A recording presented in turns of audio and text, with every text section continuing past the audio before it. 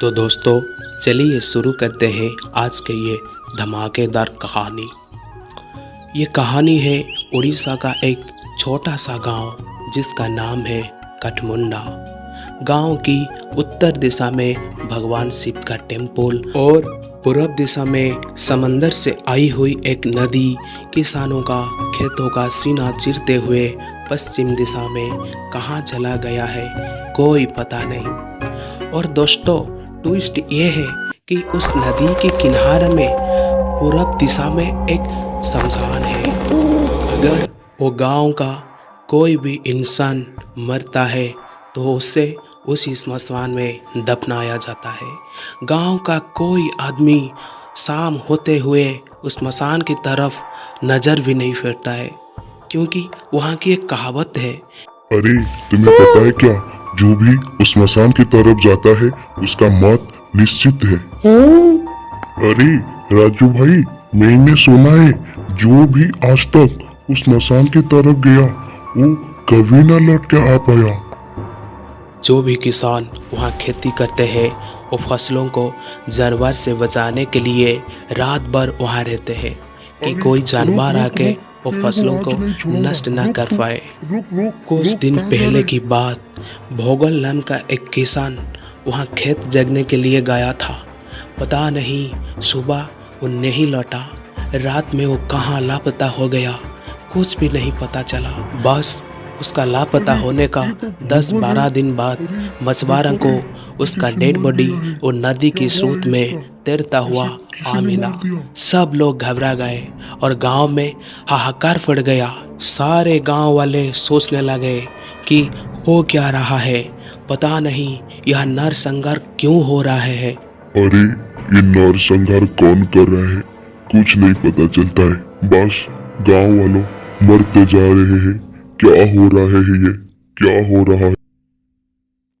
और उस गांव का कुछ बुजुर्ग आदमी भी कहते हैं, अरे तुम्हें पता है उन नदी का पास जो श्मशान है ना, मंगलवार और शनिवार को कोई औरत आके घूमती है।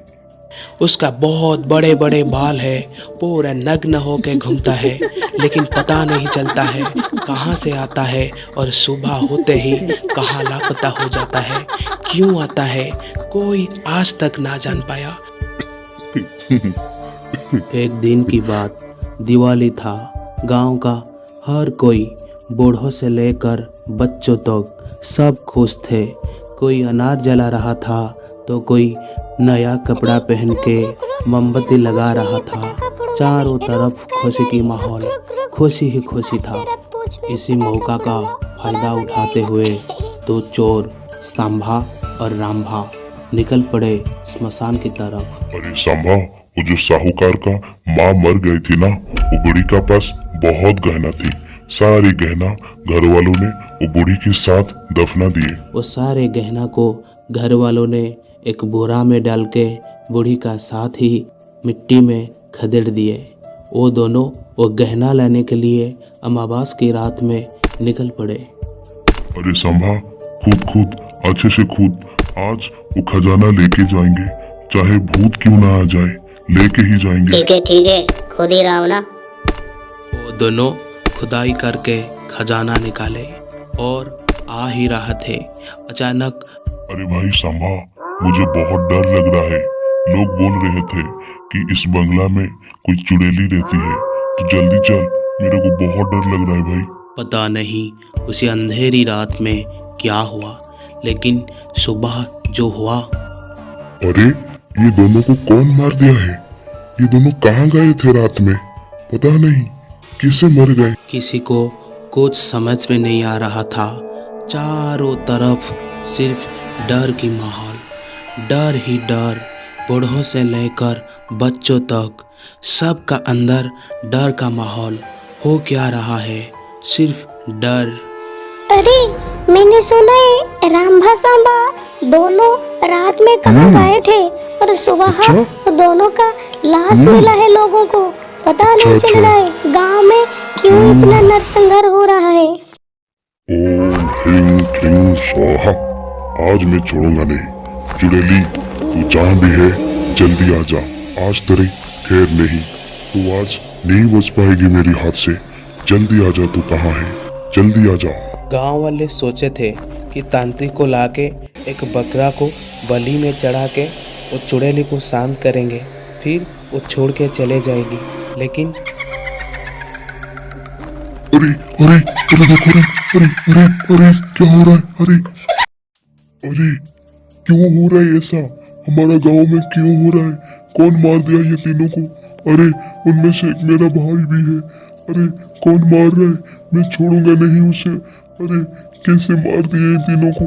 ये तीनों तो वो भूतनी को छुड़ाने के लिए गए थे। अरे कौन मार दिया? अरे लगता है वो भूत ने ही तीनों को मार दी है। अरे ये भूत ने कितने लोगों की जान लेगी।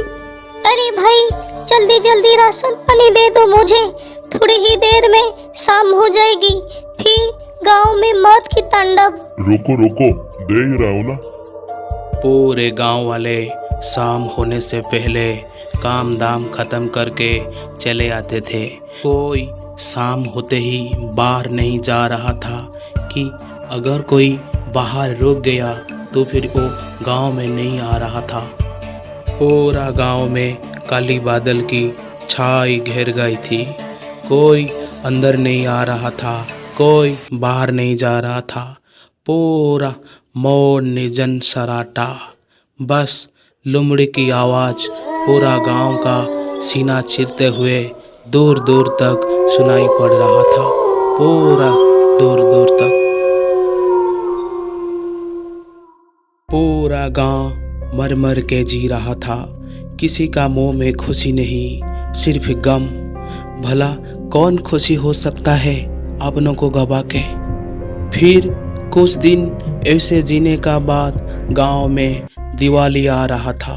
गांव का कुछ हिम्मत वाले लड़के मिले और सोचे कि चलो कोई पंडित से मिलते हैं, शायद पंडित कुछ उपाय दिला सकता है। सुबह होते ही गांव वाले निकल पड़े शहर की तरफ। उन्हें पंडित से मिलना था। अरे तुम लोगों का बात मैं समझ रहा हूँ। एक उपाय है, तुम गांव वालों एकादशी का दिन भगवान विष्णु का यज्ञ करो तुम्हारा गांव में, तब कुछ हो सकता है, अन्यथा कुछ उपाय नहीं है। ठीक है पंडित जी, हम राजी हैं, लेकिन कब पंडित जी? आने वाला एकादशी का दिन। लेकिन याद रखियो, ये बात किसी को पता ना चलना चाहिए, क्योंकि वो चुड़ैली बहुत ताकतवर है, अन्यथा यज्ञ में बहुत गड़बड़ हो सकता है। याद रखियो, किसी को ना बताना। ठीक है पंडित जी, कोई किसी को ना बताएगा इसके बारे में। बात भला ज़्यादा देर तक कैसे छुप के रह सकता है? ये बात आसपास सारे गांव में खिल गया और आगे जो हुआ उसे बताने के लिए मेरा सीना कांप रहा है। आई होप दोस्तों आप लोग ये कंटेंट भर के एंजॉय किए होंगे। उड़ीसा का एक बहुत बड़ा कवि थे, उनका नाम था सच्चिदानंद राउतराय। उनका एक कविता ग्राम्य स्मशान से कुछ पार्ट ये कंटेंट में था।